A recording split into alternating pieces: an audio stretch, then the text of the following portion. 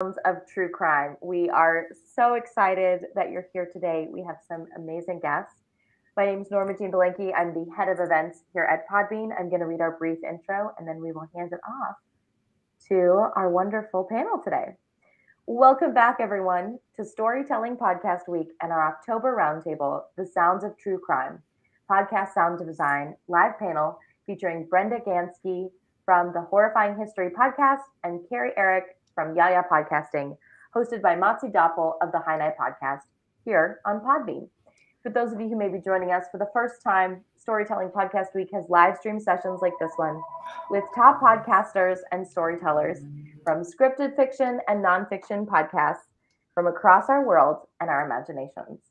We also have exclusive recorded episodes on the Storytelling Podcast Week podcast and on Podbean's official podcast, Podcasting Smarter. So make sure to check those out. The links are here in the description. Storytelling Podcast Week is brought to you by Podbean. We're a podcast hosting and monetizing platform and home to over 640,000 podcasts. To start your podcast, head over to podbean.com today. And now we'll jump in. Hello, Motzie. Hello, Brenda. Hello, Carrie. How's it going? Hi. Great. Hello. It's nice to see all of you. Here we go. Welcome, everybody. So just to reintroduce myself, my name is Motzie, and it's nice to meet you both, Brenda and Carrie. I think we're just going to start off with something really simple and fun, obviously. I'd love to hear about both your podcasts. I think we'll go by just alphabetical.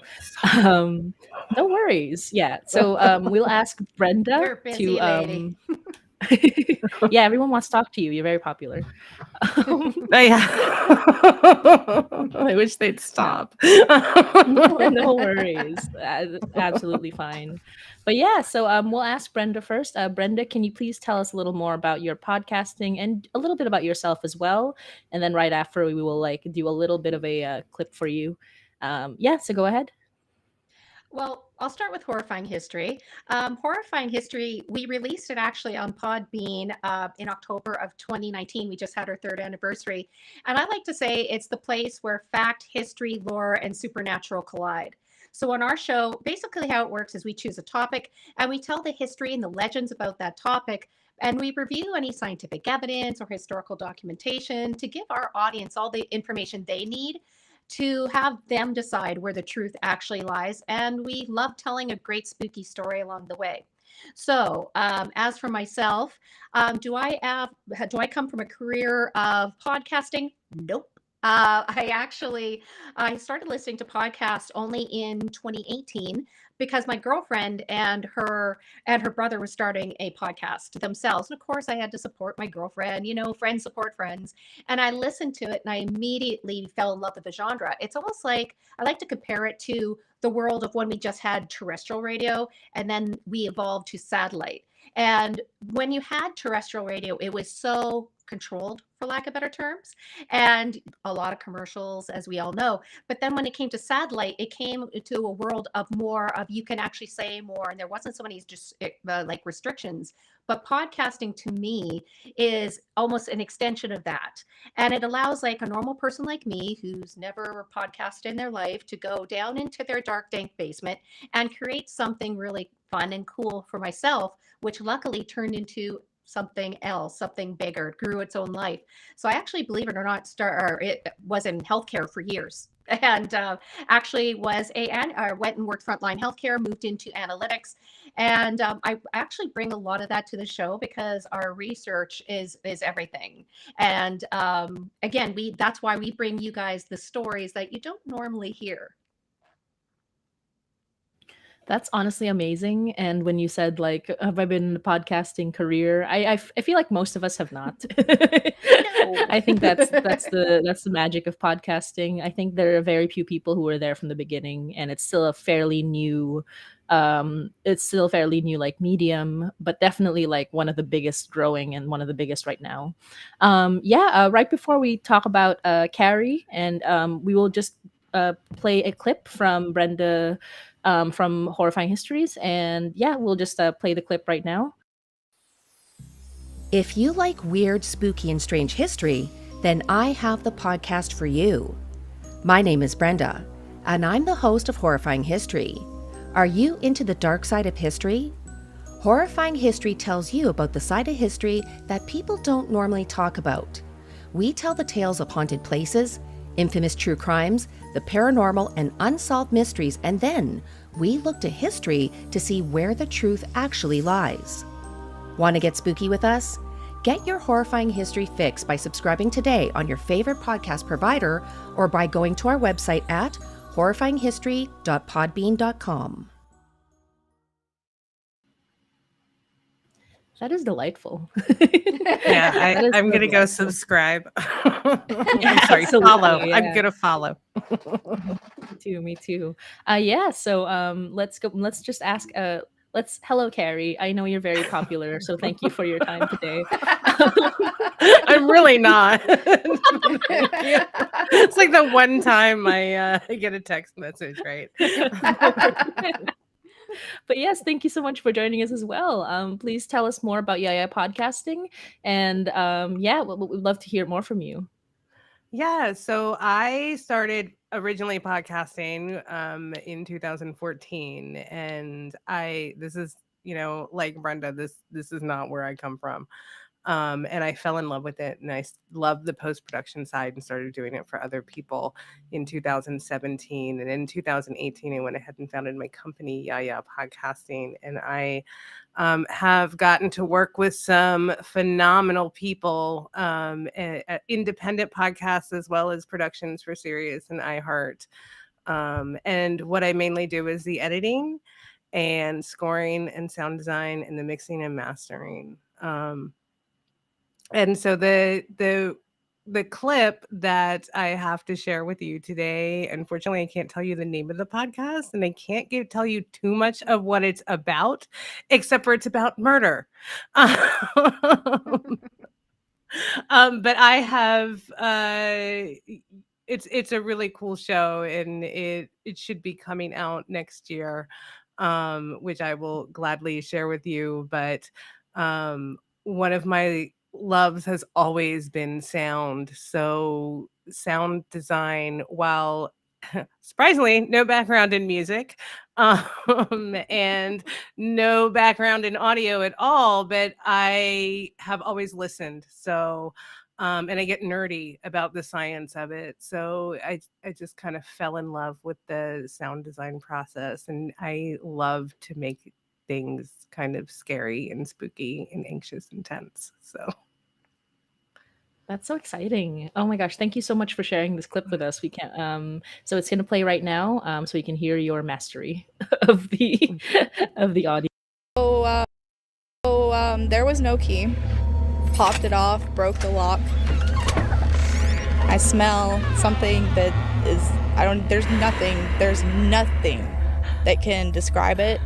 It wasn't as strong. I don't know why, but maybe it was just because of how cold it was. I go over, I touch what I think is a mannequin. I'm like, what the hell is this? And then I looked down and realized he was wearing the same jacket that Crystal's father was wearing in the picture that's literally sitting above the mantle in the house. And it clicked for me. So I started screaming and crying. Immediately, whenever I saw him, I knew.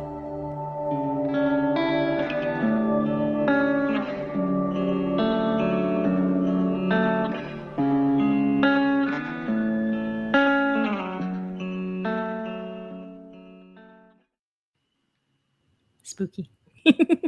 Oh, that's so exciting. I know you can't share too much about the details, but yeah, it's very exciting to hear what is coming up. And even though you said that again, you don't have like a history in podcasting before you started, for 2014, you're almost podcast old blood, and that's kind of like for a young medium like this, that still means a lot. That's like the first big rise, I think, of yeah, podcasting. yeah. You know, And I like there started, were definitely. Mhm. Oh, sorry, yeah, go I on. started listening well before that. And my favorite podcast retired. So I was like Mhm. Brenda said, you can just pick up the microphone, go down into your basement and make something, that you love. Yeah, I can definitely relate to that because, as with both of you, I also had no podcasting experience when I started, which was 2020, which is, I think, a lot of people's starts in the podcasting community. My particular title is a fiction audio drama about it's basically, we thought it would be a fun horror podcast. We did not expect it to be scary. And then when people started listening to it, they were like, why didn't you tell me it was scary? I'm like, so that's the wonder of the medium.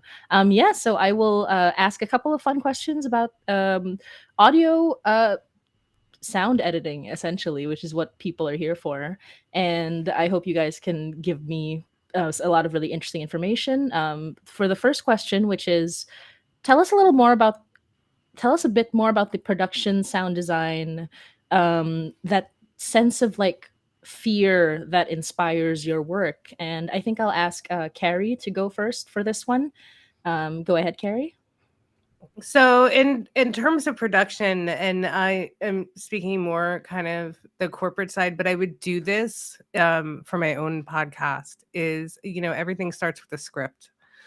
And hopefully whoever has written the script has kind of thought about the sound design like a little bit, or sounded like oops or sounded or like has an idea of what they want that sound to be, whether it's sound effects and music. Typically they have a sense of that. They don't always. So I have to really think, I have to read all the scripts. So that's really where I started, reading all the scripts and figuring out in my own head, what is their vision and how do I translate that sonically. And then I get into really the listening, right? I will edit the dialogue, and then I will go and have a moment with some music, right? And I try to pick that one piece, that like theme song. So in that clip, you heard, after all that drama, there was this guitar that came in at the end and took us out. That's actually the first part of the theme song for this podcast.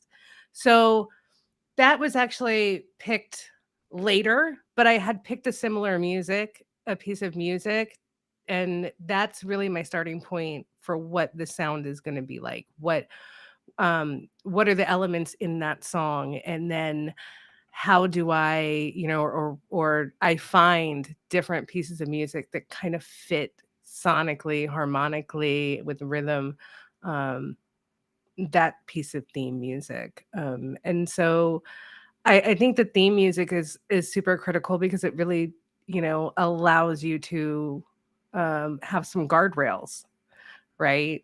One of the biggest creative challenges, especially in this kind of work, is like, there's so much to choose from, right? It's so easy to go and listen to 100 pieces of music and you're like, what? So that theme song, having that kind of defined for your show, gives you a lane to stay in and play with. It's enough. Like, it's the smaller box of crayons that you have to go through to find the color. And then in terms of sound effects, it's really directed by like what I think first of all, what's in the script, but that's usually like, what are those dramatic moments? What scenes are you trying to create? What do you want the listener to feel with the sound effects? And I guess we'll talk more about sound effects later, but my inspiration, really, I'm a big horror fan. I mean, I love horror. So being able to do this is kind of a dream come true. I do use, certain frequencies trigger fear and anxiety. And so I do use that in these shows. I love using it. Yeah, that's fantastic. And yeah, when you mentioned the theme songs, we definitely, like, the first thing, or like first step in creating like the story and the mood was the theme song. So I don't totally get what you mean. We will go into a little more about forming tension with certain sounds. But Mhm. first, we'll ask Brenda, like, what inspires you? Like, what do you put into specifically the editing side? Because I believe you also host as well. So, what inspires you when you are forming the episode in the first place? Um, Actually, I'm going to go back in time to when I was starting and actually trying to figure out what I wanted to do to begin with, to be honest with you. And when I originally had started, I, I I was thinking, do I go with two hosts? Do I go with one host? How do I want to do it? And I originally thought, okay, I'm going to go a single host because this is going to sound very silly, but when I go, I do everything from writing scripts to hosting all the way through the production end. Basically, every episode you guys are seeing is me in a nutshell. And when going back to what I wanted for story ideas, even just story ideas, what our listeners are hearing are tales and subjects that I've always been interested in, and I just wanted to dig into more. I've always, just like Carrie said, I've always loved creepy stories, but I always found that truth is scarier than fiction for the most part, for me anyway. So I also get a lot of things that our fans send us. So, and again, looking into that, and if it interests me, we go forward with it. But when you're going into the production side, from day one, I was very conscious of what I wanted. And this is, again, it's going to sound very silly, but what I do is I actually literally imagine myself that we're around a campfire and telling spooky stories. And how do I bring that feel of a campfire storytelling thing, event as a kid to audio? And I always have that in the back of my mind. So when I'm writing the story or the scripts or what have you, I always write it in a way that you build up and then you hit the middle and then I put in a break just to, again, well, if I were to put advertising in, but more importantly, just to kind of make the apex and then drop them a bit. And then we start in the second half to bring them up again. I find that emotion is what brings people back. It's people, it doesn't matter what podcast you have. It could be, talking about taxes, or it could be mom hints, or it could be talking about reality TV. We're all here to tell a story. And so I think that starts second one with writing and what that script is and how it in the writing brings people to feel an emotion at a certain time. Second step is using my voice to actually bring that in. So, for example, if you're telling a story and you're starting to, and then they're walking into the room and they open the door and then they see, it's how you use your voice. And that's what a skill that voice actors had that I had to learn. But then also, again, as Carrie was saying, it comes when you're looking at production side, you add the music in there. And when I add the music, I usually have music going in the background at all times. It's very similar, not similar, same sort of instrumental as my theme, but those were chosen very specifically, again, to give the idea of creepy story time. And one thing that I hear so many times, and it's crazy, that it's like I'm a kindergarten teacher telling the worst stories you could actually imagine. And I'm like, there, success. That's exactly what I wanted. I wanted it to be a dark, creepy story time that when you stop listening to that episode, you don't want to hear more, but you kind of really need to hear more. And that's all done, again, strategically through music, through using my voice in certain ways, pausing at certain places where you should, not pausing. And that, again, something comes with time for most podcasters, but with me being an individual, it kind of came a little quicker, I think. Because when you have a second host, it's again, you're bouncing off a person, so it's a different feel. Yeah, totally. And I'm fascinated by like how much how many like different aspects of what's supposedly just one medium, but it's like multiple what do you call them? Multiple disciplines put together. Sorry, I keep like gesturing and I hit my microphone there. But quite yeah. all right. I do it all the time. I feel that. But yeah, just all these disciplines that come together. As you mentioned, editing is not only editing, but like also just going through archives of like music and sounds, being a voice actor, that sort of thing, being a performer. This is much more complicated than people may think. Listening to a person talk on a microphone. But speaking of complicated, I did want to seg into this interesting question. I want to specify it a little more because Carrie mentioned that there are certain sound effects that form tension, and in the back end, Carrie also mentioned that there are specific frequencies that form tension. And I think this is going to be very useful for a lot of people who are getting into not just horror but also suspense and that sort of thing, to know the almost mathematical equation of these of the sounds that it takes to make somebody tense. So I would love to hear about that, Carrie. Yeah. So sound is like vibration. So you can actually feel it. Right. And that's always good to remember when you're sound designing. And Dallas Taylor of 20,000 Hertz once said about sound designers, like, if you don't feel it, then I'm not going to hire you. So that's my. I love him. That's a great show to listen to on sound design, by the way, or sound. So 19 hertz specifically is a sound that causes people or it's a frequency that causes people anxiety, right? And then if you enhance that, so you have, and you can get these on sound effects, libraries, places like Audio Hero, any place that sells sound effects, should have. It's called a fear frequency, essentially. And we use them in sound design all the time to like make people literally uncomfortable. It's that little extra, right? So you've got like everything Brenda talked about. You have the tension, you have the, somebody who's really skilled at like acting and doing all that. And then you've got the music and whatever sound effects. And then you just put that little bit of icing on top to like drive it home. And then the other thing that you can do, and I do this with music as well, is if you cut at 442 hertz, 442 hertz is like the comfort frequency.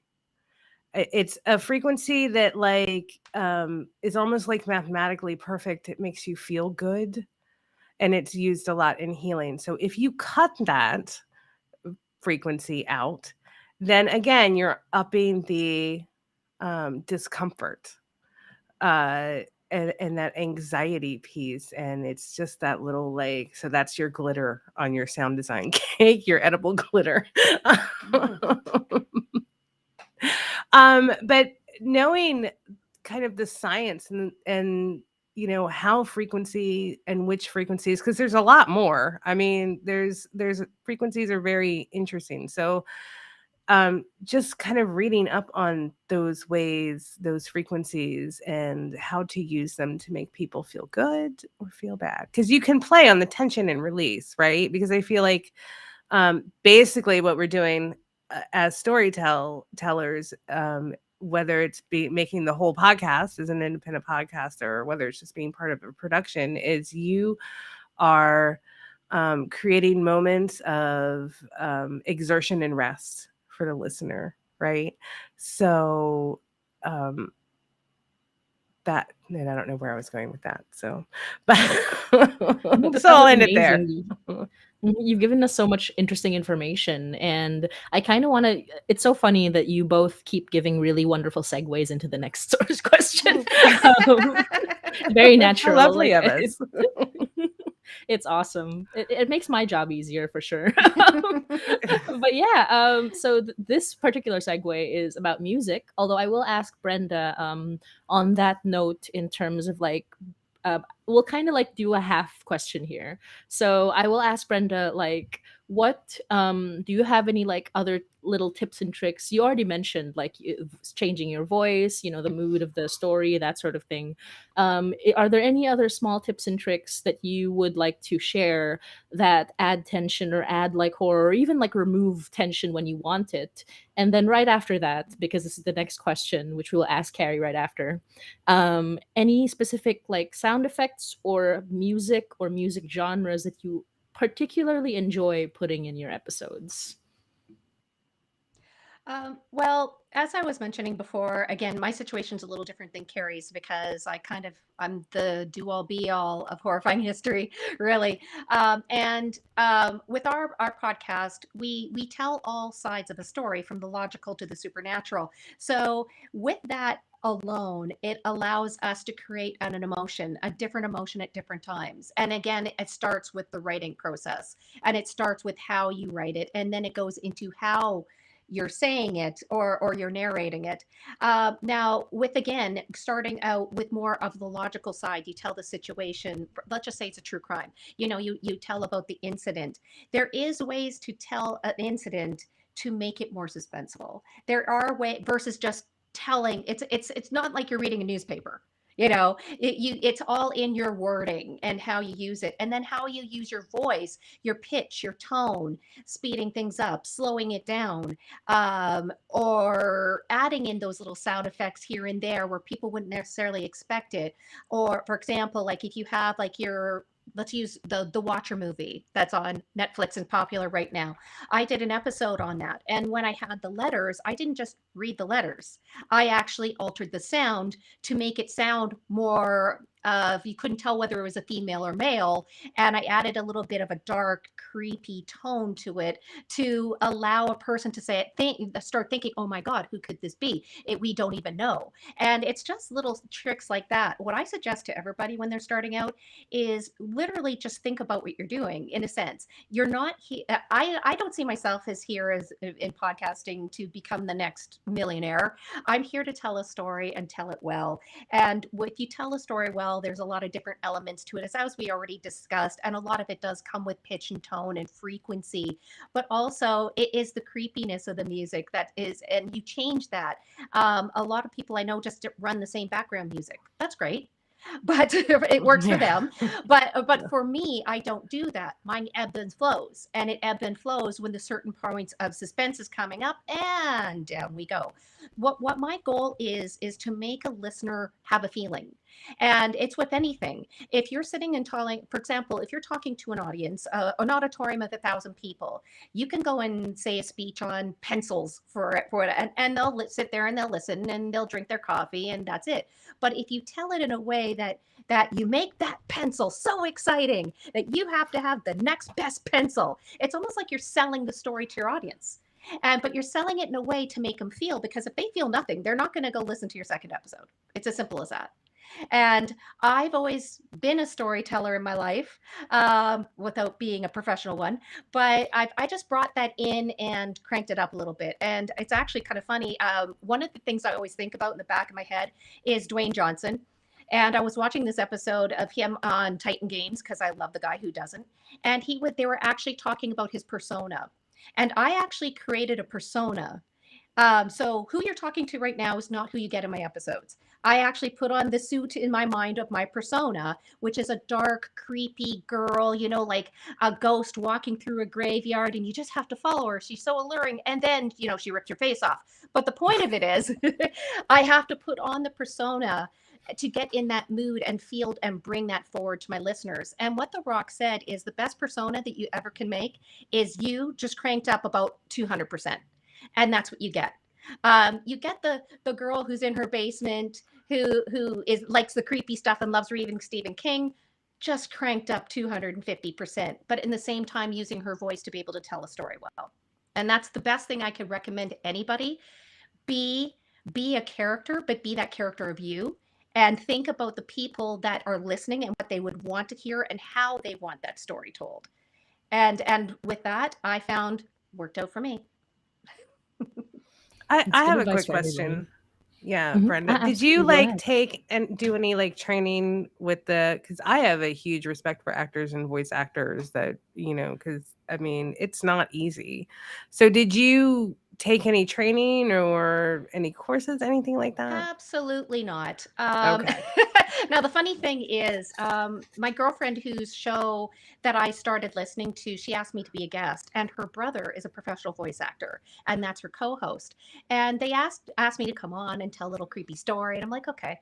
And as soon as we got off the air, her brother went and said to me, "I can't believe you're not a voice actor." He says, you tell a story so well, but at the same time, when you're telling it, he says, you can't help but listen. And he says, you become enraptured. And he goes, and you just told the worst stuff ever. And it's okay. And he says, really, I just don't know how you do it. And I said, I guess I'm a natural storyteller. I have no idea. But it worked out for me well.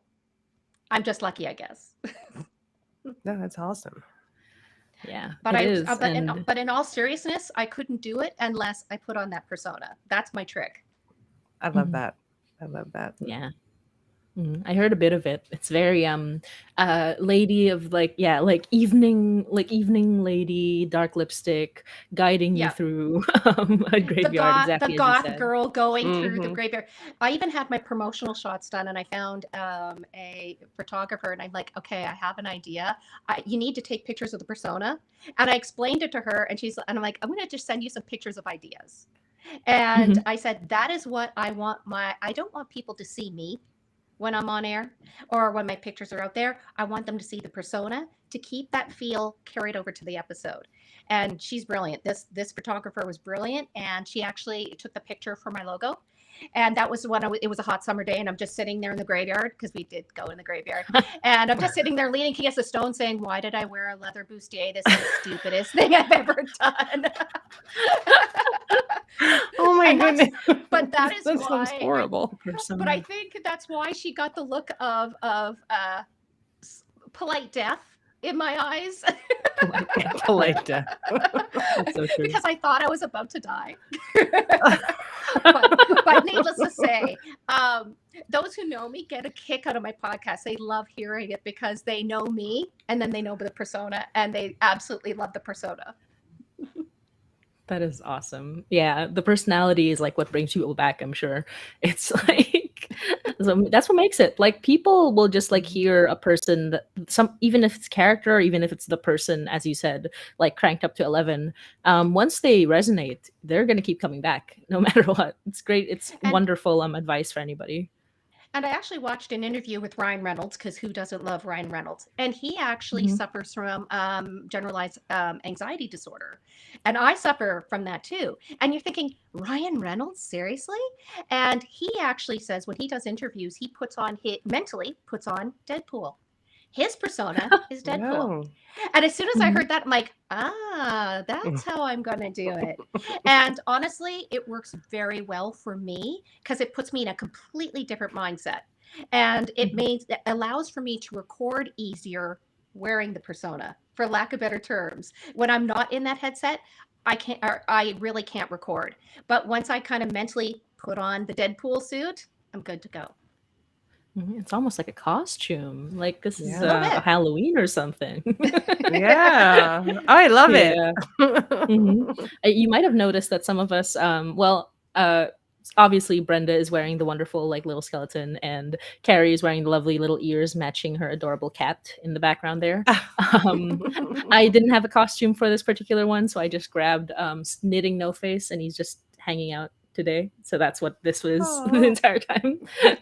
But yeah, so I did want to ask because I'm intrigued by back to Carrie, and I just want to like say I'm intrigued by the concept of just using music in podcasting, and I'm sure a lot of people will want to ask this as well, because one of the biggest I think hurdles a lot of people have to get over. If they're smart, like if they're smart, is knowing what music can be used. Like, unless they're musicians who can make their own music, and how wonderful would that be? Um, there is a very big looming specter of the copyright machine Yeah. that exists over us all. And I think this is a good question for both what kind of music you like to use, and also like where do you get it? Because like your music, your sound effects, less so the sound effects, but still Yeah. in a way where it's easier to kind of both navigate the rights and also find something completely perfect for your episode, for your work. Yeah. So this is really important. I was a graphic designer in my past life, and I knew graphic designers back on, when message boards were cool. They were making those little signature tags, and they used Disney characters. right? And they were making them for free for other people as well. And Disney went around and sued all of them for copyright infringement. And they were, they weren't making any money off of it. So I don't mess with copyright at all. So what I do, I love Audio Hero. And they, I have a gazillion credits, and now they do like a subscription plan that's not very expensive. And I go for I read the licenses of everything. I read the entire license of what I am getting, because on a stock music site, and there are lots of them, you just search royalty free music, and usually you can get the music and sound effects catalogs out there. But you got to read the licenses, because some of them you can't make any money off of the production. Some of them say you can only have like 5,000 downloads, right? You can only this whatever you create with that piece of music now can only be downloaded 5,000 times, and who wants that?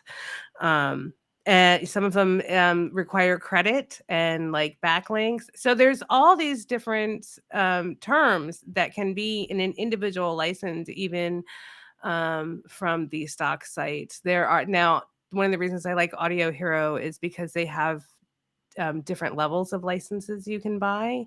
And so if you buy like kind of the unlimited license, and then it's all the same for every sound that's in their library.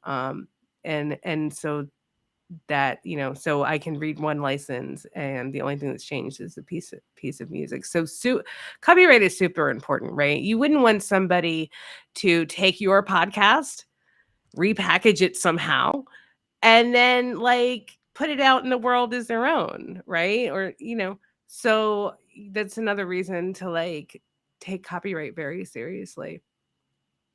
I Yeah. actually 100% agree on that. And just with what you said, that actually happened to me. It was last summer that was happening a lot with not Podbean, because you guys are awesome, but another provider. And it was out in the news that people were downloading other shows' episodes, not even making a change, and then even taking their logos and uploading that as their own. And that's just a whole world of legal stuff that you never should walk into. It happened to me, and that is why my logo changed. So I actually had a logo. I was really happy with it. Someone stole my logo and changed the show name to something very similar, which I won't say. But I thought that's really, really not nice to do, because I worked hard on that. And that's going back to what you're saying. Some people, when it comes to music and sound, somebody actually created that. They sat in their dark basement and did that. So realistically, just to take that is not, for me, ethical.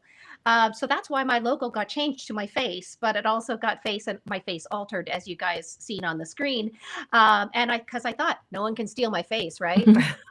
Exactly. and going with that, the same sort of idea is, if you create your own sound, my recommendation is for you to either copyright it yourself and make sure you protect your own intellectual property. And I've taken those steps too after that, because I thought, who the heck's going to steal my stuff? Well, somebody tried and they stole my logo. Mm-hmm. So I do know some shows that had actual full episodes stolen from them. And to me, that would be devastating as a creator who put all this work into it. Again, I do everything. It would be devastating to me. So I 100% agree on what you're saying. Just again, legalities of it. You really could get in serious trouble, Yes. but also the ethical side of it. Are you really producing what you really want if you're stealing it? Mm-hmm. Exactly. And there are some Be a people that jerk. just don't care, and that's like, yeah, it's kind of dangerous for a lot of people who do care. I will share like a small anecdote, and also just my source, because I do enjoy the freesound.org, which actually does like provide, you don't have to subscribe or anything, but I do give them like a monthly donation for the amount of help that they have given me. Yeah. The nice thing Yeah. about Freesound is that you also get like, you can filter by specific copyright. So I would always filter by Creative Yeah. Commons 0, which is basically just like, use it however you like. There are certain Creative Commons where you can use it, but not for profit. Like as Carrie said, you have to really read it. You have to read the Yes. fine print. You have to familiarize yourselves with these terms like Creative Commons, Creative Commons Zero, et cetera, et cetera. They're pretty easy to remember once you know them. And the other thing is, and this is a very funny one, I did mention that some of my characters have a very specific love of 1920s jazz, pre 1924, because that is the that is the limitation of a copyright. That's very I knew where smart. you were going with So I that. So I found like specific artists that I was like, or active like in the early 1900s, and then one of my characters is a big fan of Bessie Smith, and I did have an experience where I uploaded an episode to YouTube, and YouTube said no, this is like copyrighted music, and we stopped uploading to YouTube for a second, and then like about 2 months later we uploaded again, because what had happened was that the copyright for that had ended in 2022, and we were trying to upload in 2021, and as soon as we uploaded in 2022 it was fine. So there are some, if you feel like as a creator that there isn't enough like there aren't sources of music, there are people who have Creative Commons Zero music that you can use. There are a lot of sources like much older than like public domain music that you can use. And there's also in our more recent episodes we've been using Tchaikovsky, because Tchaikovsky and classical music especially, that is much older than like 100+ years, can do a lot for forming like a certain mood. It's very versatile. A lot of people think it's only one thing, but classical music is so widespread that it's good to consider like looking into that as well. So there's lots of choices. Like if you feel a little bogged down by all the limitations, there's still lots of choices that you have. And it's a good thing to talk about as sound editors as well as like podcasters. So we're kind of, we're hitting like almost we've been talking for a little while and it's been wonderful. I will say like I'll go on to the very fun questions here. I hope you have been having fun so far. Yeah. But these have all been very informative. I do want to ask like for both for Brenda and Carrie, if you'd like to chime in as well, how would you I'm sorry. Let me just start again. How do you curate? Well, not curate. How do you sorry. How do you cultivate audience engagement? Like, how do you cultivate your fans, your listeners? How do you interact with people who have become like fans of your show, who have listened to your show, whether they're fans of you specifically or the shows you've worked on, or et cetera, et cetera? How do you cultivate that, especially for new podcasters? Like that seems like the most daunting thing, to get an audience. So a little bit of like advice, a little bit of experience that you've had would be very helpful. For Brenda, I'll ask Brenda first, and then ask Carrie as well. Well, that's actually funny because when I started my podcast, and I think this is kind of what everybody should go into it, everyone goes in and thinks that they're going to make $1 million, or it's just a fun time to hang out with your friends. That's not how I went into it at all. I'm very much a person that when I go into something, I'm going to research the heck out of it, and I'm going to absolutely frame it the best way I can, in the sense that I'm going to do the best product I could. And I think and going back to sound, if you create the best sounding product you can and create all these other elements we're talking about, that itself, when you're having quality product, is really a big help. But again, that doesn't necessarily originally drive people there. I honestly thought when I put out my first 4 episodes, the only person who's going to listen is my mom, because she had to. So that was my attitude, really. But as time went, and all of a sudden my first episodes came out and people listened, I'm like, what just happened here? People from what?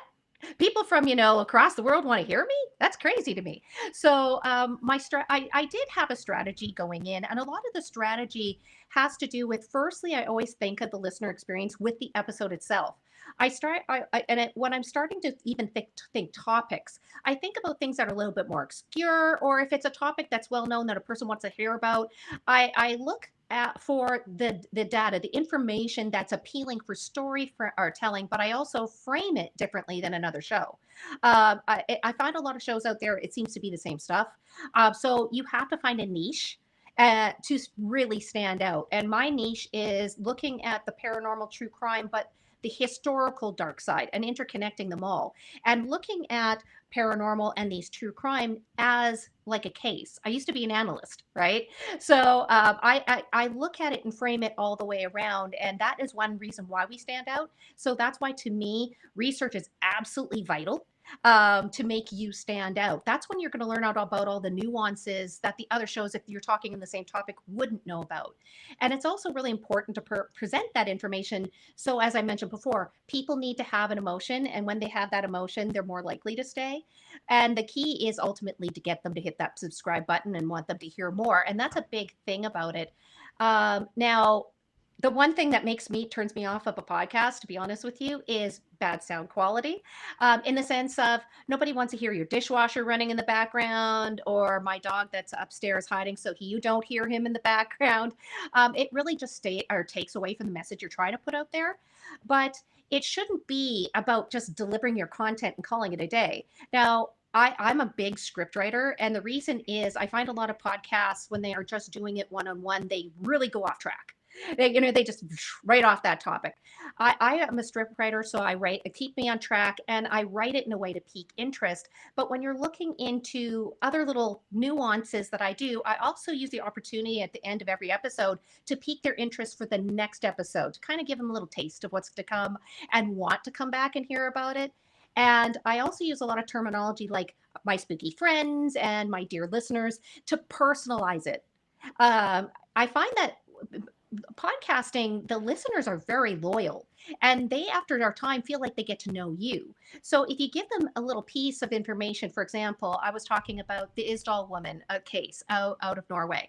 And when I was talking about it, one of the theories about it is literally that a hairspray can could have exploded and caused her to combust. And I told a story. He says, let me explain why I don't believe that to be true. So I told a story. When I was a child, I thought it was a great idea to make a big bonfire and throw some hairspray cans in and see what happened. Totally did it. And I ran and jumped behind a building, thank God, because the shrapnel went everywhere. And I said, to prove the point that I don't think it's a hairspray can is the fact that there was no shrapnel found. And as I tried with my personal experience when I was 6 years old, you would have shrapnel everywhere. So it's little things like this that really just allows your listener to resonate a bit more with the tale, because they're getting to know you a bit more. And at the same time, they feel like they're a little bit of the part of the story when you do that, and they're part of your life a little bit. And it helps bring a little bit more of a stronger listenership. But then I did what everybody else does, of course. I interconnected with other podcasts. I put out my promo a lot of different ways, but networking in this community is vital. Knowing, and I'm not saying like you have to know the next Joe Rogan or anything like that, but interconnecting with the same type of podcasters, the same basis story that you have, and share promos with each other, and listen to what they're doing, and seeing if you like it or not and how you can incorporate it. To me, in the beginning, that was absolutely vital. And it's really where we found success right away. Exactly. Yeah. And yeah, as you mentioned, like in terms of networking, I think a good thing would be to know your audience and kind of like a targeted audience. Like, even if other people you don't expect will love your stuff, you do have to at least look at who you think will love your stuff the most and kind of look into them, like be in their spaces, that sort of thing, and catch people's attention.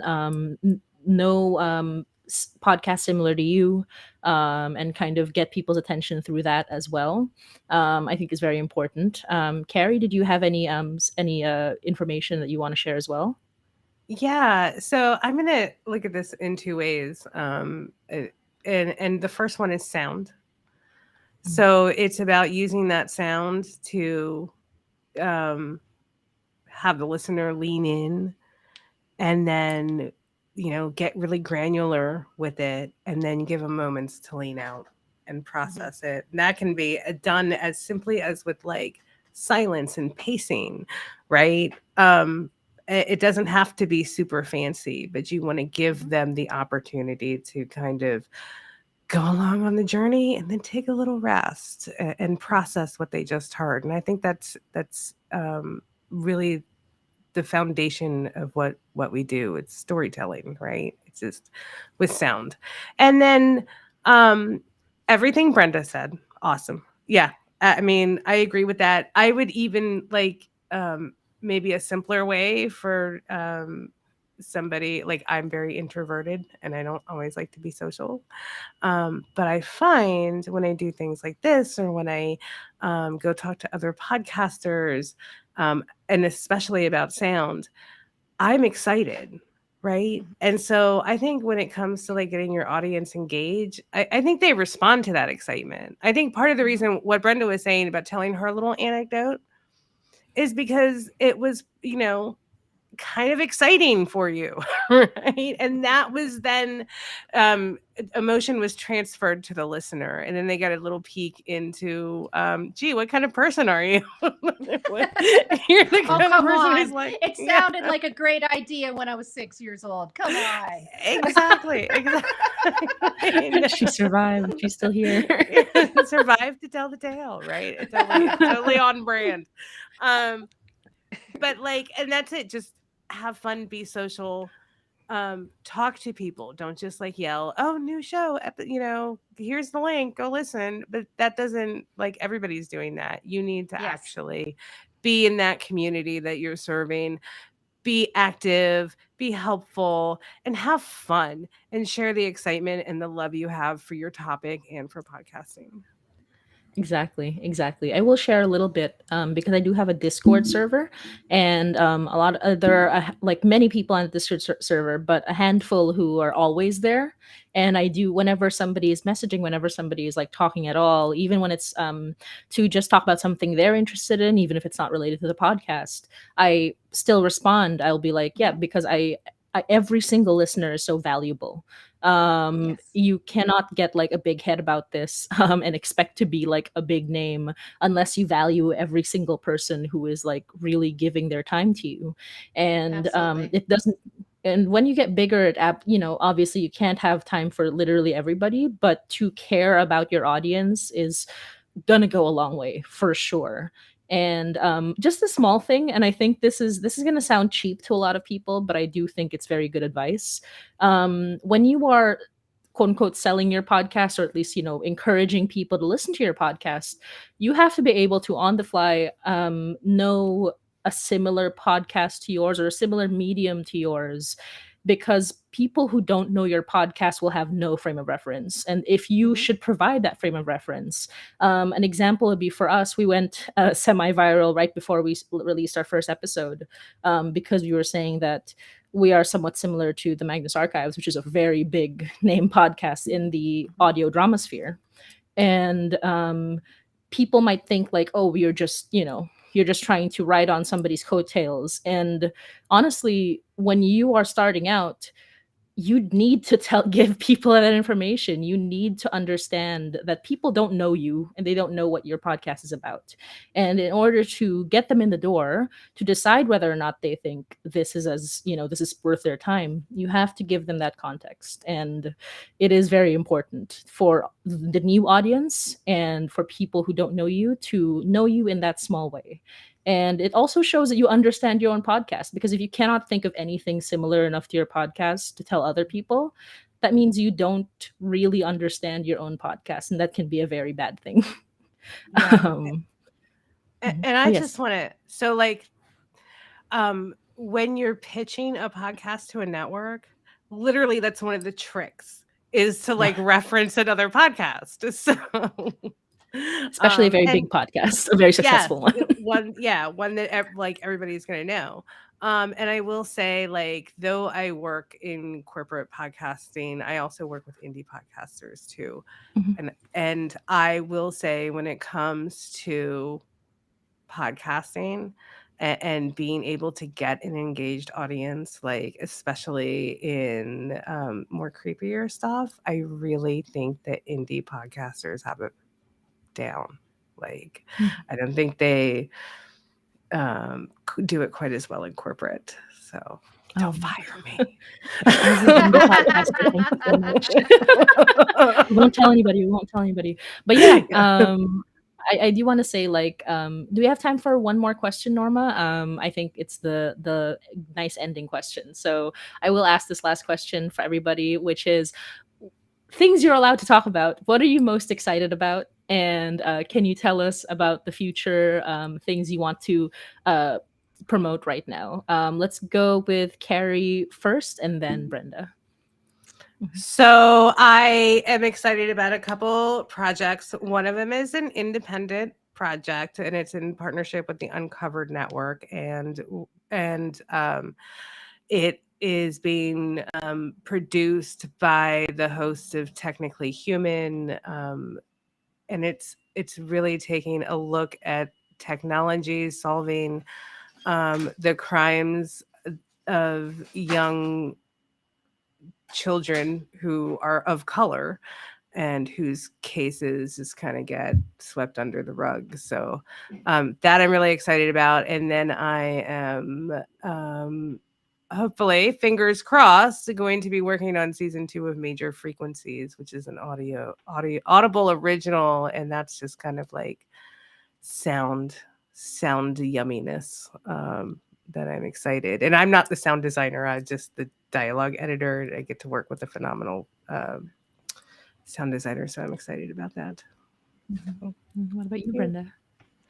Well, okay. Firstly, I'm going to still go with the fact that I've been doing this for 3 years and I'm still shocked that people listen.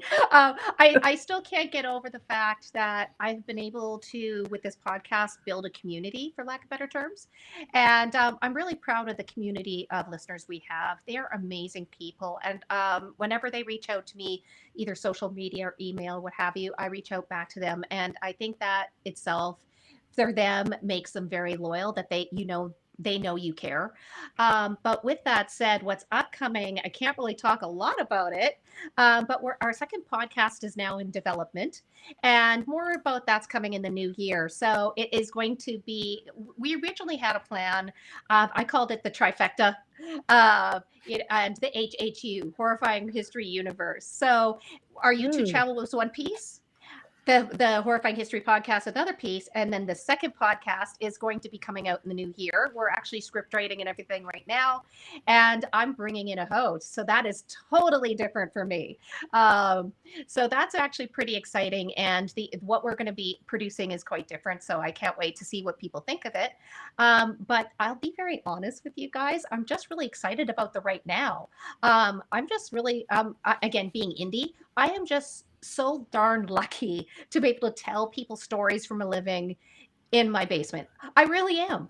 How many people wish that they could do that? I honestly just thought this was going to be a hobby, probably put out 4 episodes and I'll just go to Podcast Never Neverland and just say I tried it and that's it. I never expected 3 years later and still be here and absolutely loving telling stories, interacting with people who are telling and listening to spooky stories.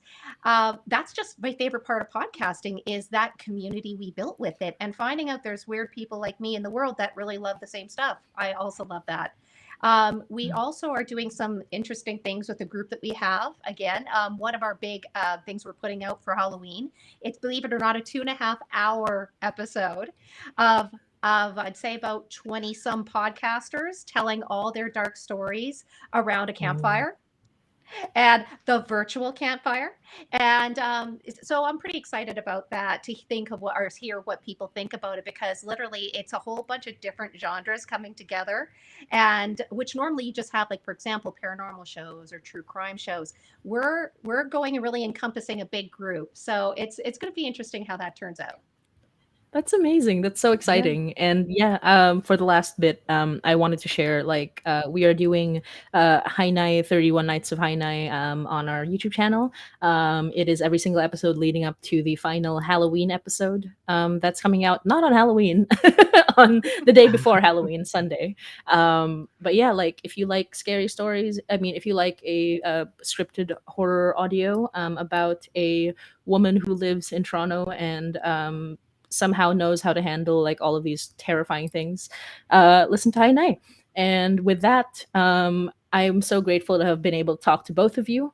I think No Face is also very happy.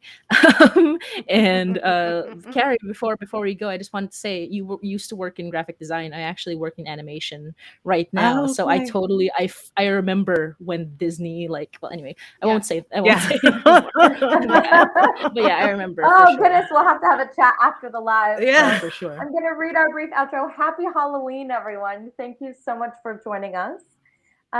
Once again, thank you everyone for joining us for this live stream, our October roundtable, The Sounds of True Crime, podcast sound design live panel featuring Brenda Ganske from the Horrifying History podcast and Carrie Arrick from Yaya Podcasting, hosted by Motzie Dapul of the High Night Podcast here on Podbean. For those of you who may be joining us for the first time, Storytelling Podcast Week has live stream sessions like this one with top podcasters and storytellers from scripted fiction and nonfiction podcasts from across our world and our imaginations.